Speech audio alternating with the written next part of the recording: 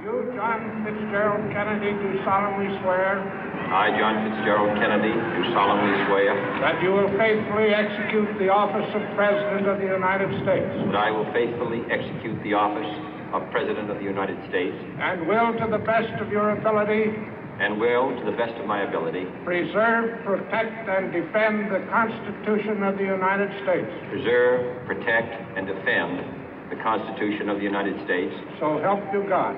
So help me God.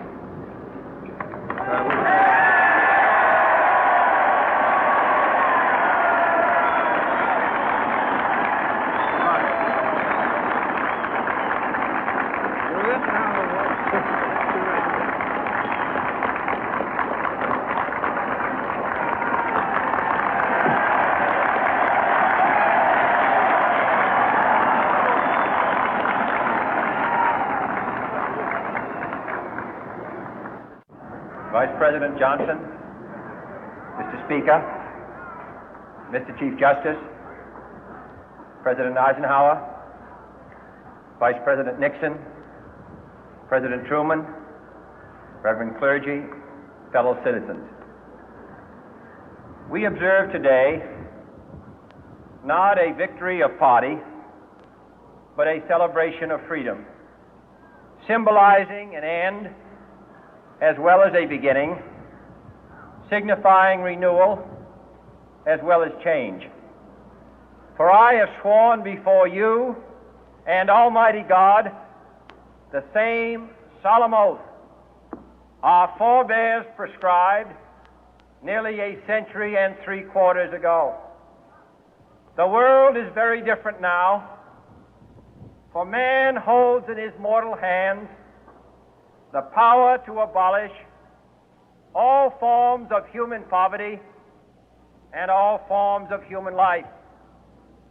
And yet the same revolutionary beliefs for which our forebears fought are still at issue around the globe. The belief that the rights of man come not from the generosity of the state, but from the hand of God. We dare not forget today that we are the heirs of that first revolution. Let the word go forth from this time and place to friend and foe alike that the torch has been passed to a new generation of Americans born in this century, tempered by war, disciplined by a hard and bitter peace, proud of our ancient heritage, and unwilling to witness or permit the slow undoing of those human rights to which this nation has always been committed and to which we are committed today at home and around the world.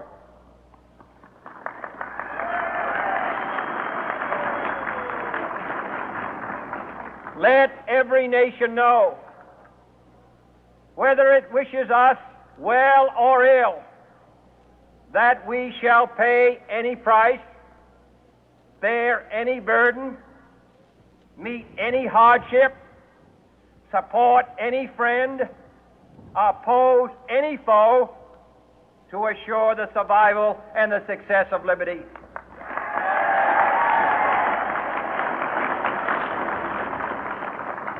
This much we pledge and more. To those old allies whose cultural and spiritual origins we share, we pledge the loyalty of faithful friends. United, there is little we cannot do in a host of cooperative ventures. Divided, there is little we can do, for we dare not meet a powerful challenge at odds and split asunder. To those new states whom we welcome to the ranks of the free, we pledge our word that one form of colonial control shall not have passed away, merely to be replaced by a far more iron tyranny. We shall not always expect to find them supporting our view, but we shall always hope to find them strongly supporting their own freedom, and to remember that in the past, those who foolishly sought power by riding the back of the tiger ended up inside.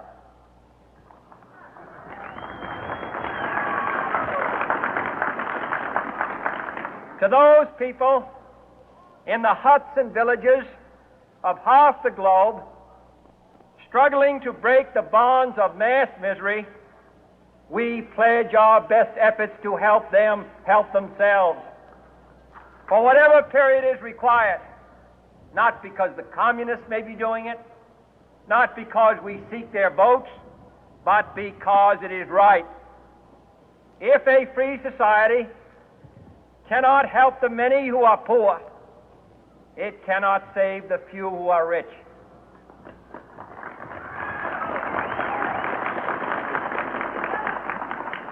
To our sister republics south of our border, we offer a special pledge to convert our good words into good deeds, in a new alliance for progress, to assist free men and free governments in casting off the chains of poverty.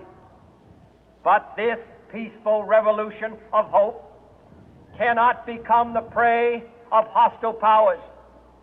Let all our neighbors know that we shall join with them to oppose aggression or subversion anywhere in the Americas.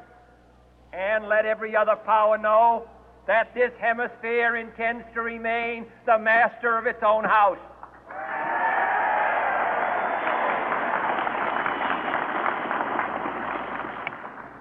To that World Assembly of Sovereign States, the United Nations, our last best hope, in an age where the instruments of war have far outpaced the instruments of peace, we renew our pledge of support to prevent it from becoming merely a forum for invective, to strengthen its shield of the new and the weak, and to enlarge the area in which its writ may run.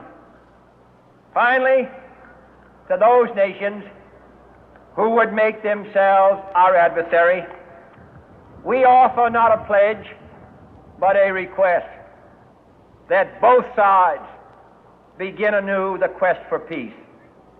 Before the dark powers of destruction, unleashed by science, engulf all humanity in planned or accidental self-destruction, we dare not tempt them with weakness, for only when our arms are sufficient beyond doubt can we be certain beyond doubt that they will never be employed.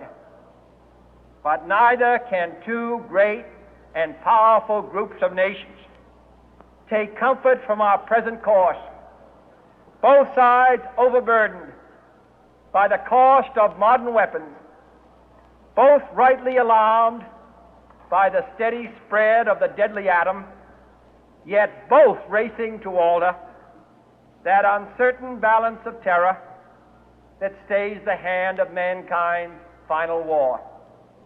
So let us begin anew, remembering on both sides that civility is not a sign of weakness, and sincerity is always subject to proof. Let us never negotiate out of fear, but let us never fear to negotiate.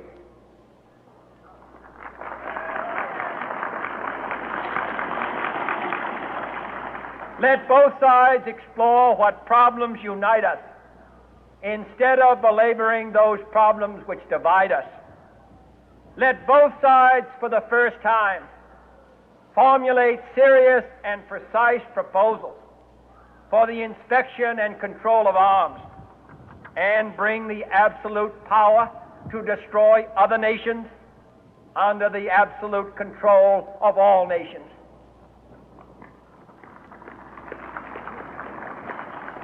Let both sides seek to invoke the wonders of science instead of its terrors. Together, let us explore the stars, conquer the deserts, eradicate disease, tap the ocean depth, and encourage the arts and commerce. Let both sides unite to heed in all corners of the earth the command of Isaiah to undo the heavy burden and let the oppressed go free. And if a beachhead of cooperation may push back the jungle of suspicion, let both sides join in creating a new endeavor, not a new balance of power, but a new world of law where the strong are just and the weak succeed.